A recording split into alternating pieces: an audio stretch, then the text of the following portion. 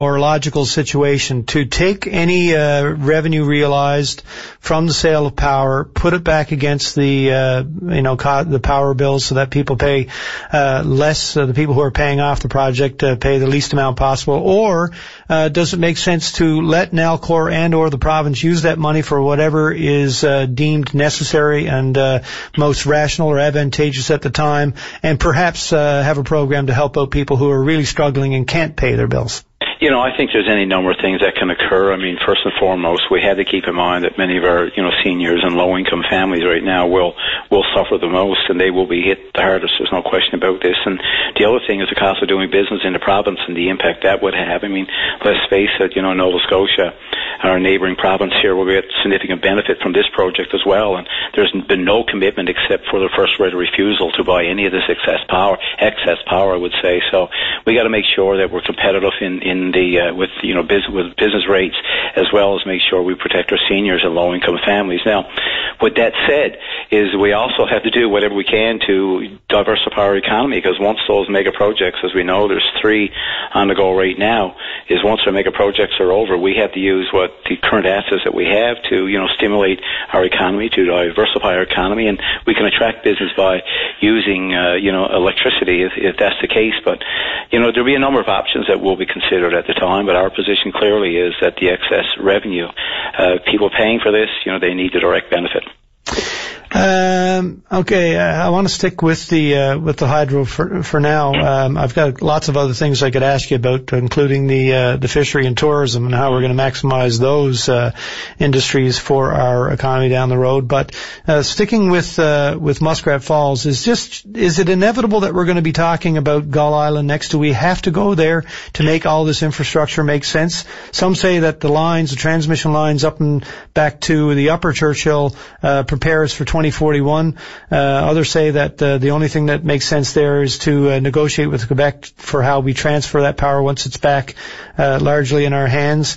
But is Gull Island part of this that is unavoidable? Well, one thing is that in order to Gull Island, Nalcor is on record as saying, that in order to do that, we would need a partnership with Quebec. I've been in Labrador now all of this week, in Labrador West and around Happy Valley Goose Bay up to Labrador Expo, and certainly Gull is something that's part of the discussion. But let's go back to where we are with Muskrat just for a second. We went from a $5 billion DG2 in 2010. We're currently at around $7 billion now at this particular time frame. So this is about an $8.5 billion project right now. I guess we can anticipate similar cost increases with the Maritime Link that we're seeing here once we get updated numbers from there. And as we all know, there's a bit of a responsibility, for us as a province, or for Nalcor in this particular case, that they would have to pick up some of the cost overruns that would happen on the Maritime Link. Yeah, if it's 12 or 13%, then that's largely on us, isn't it? If there's absolutely, of that $1.5 billion. Yeah, I mean, I think I didn't get all the show this morning, but I mean, there are three steps to this. Is one, with the UARB, that a mayor would go and apply for that. Well, let's face it now, if you're in Nova Scotia, why would you agree to pick up all of that cost when you know it's going to be backstopped by someone not even in your province, in this case, Nalcor, or the ratepayers here in Newfoundland and Labrador. So, I could anticipate, I guess, and fully expect that we will see some extra increased costs from the Maritime Link as well. And then when you look at 90% of the project done, and if we stick with the $7 billion number that that was released yesterday, well, that will leave us at about $6.3 billion in commitments right now. So we have no idea what it would take to, get out of this project. So my comments this morning about, we got about $6.3 billion on the line here. We just can't, walk away from that. And we still got the growing concerns and how we replace the power if we shut this down. So that was the reason why I didn't think it would be a responsible position to say that as a Liberal Party, if we, with the support of the people of the province, that you just go in and shut this project down. I think on the other hand, it would be a little irresponsible, really. Well, and yet, the Premier on Open Line some time ago said that if and when the project is deemed to be not the lowest cost option, and presumably if it were to go up, say another $1 billion, we might be nearing that mark going by the estimates from people all along the way here. They said there was about a $2 to $2.4 billion comfort zone between this and the other option, and the only other option that was explored. He said that then we would look at how to get out of it.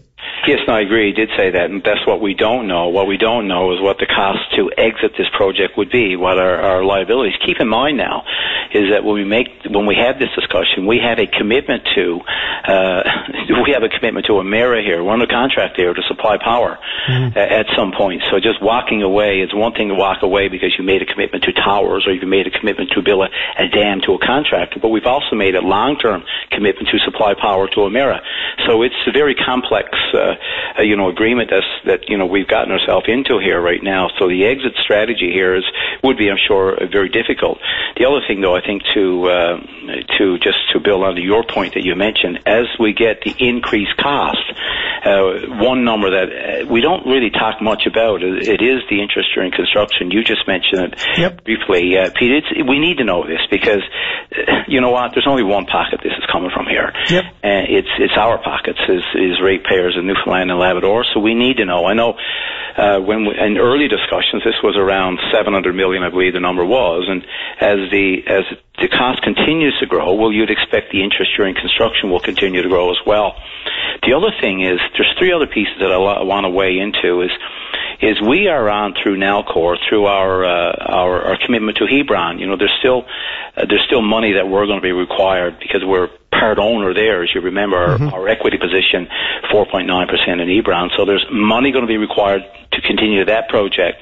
On top of that, we've got the extra line from Granite Canal into Soldiers Pond, which we know is going to be around $300 million, which is really part of this project too, because going back to Dark NL, one of the things in order to have, security and reliability in the interconnected system, we needed to have this extra line in. So this is another $300 million that is not accounted for in all of this yet.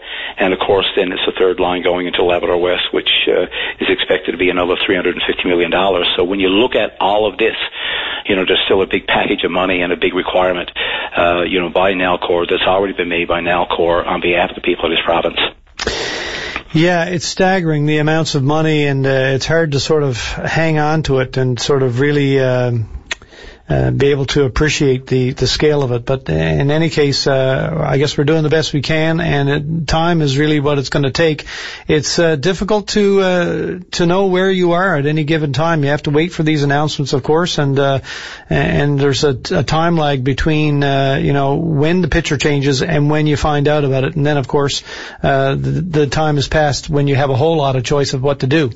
Well, you asked just to answer your question about Gull Island, where this is in this whole equation and discussion right now. I can assure you this is that if we do not get Muskrat Falls right, if we cannot bring this in on schedule and really bring this on to whatever the new budget is, there will not be any confidence in this province within Newfoundland and Labradorians to ever take on a project like Gull. It's paramount. I said this in Happy Valley Goose Bay 2 Expo Labrador this week.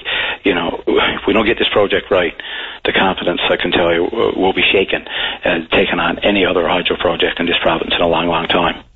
Okay, sir. Listen, I appreciate your time today, and we'll talk again soon, I'm sure. Thanks, Pete. Appreciate your time. All the best. Yeah, bye-bye.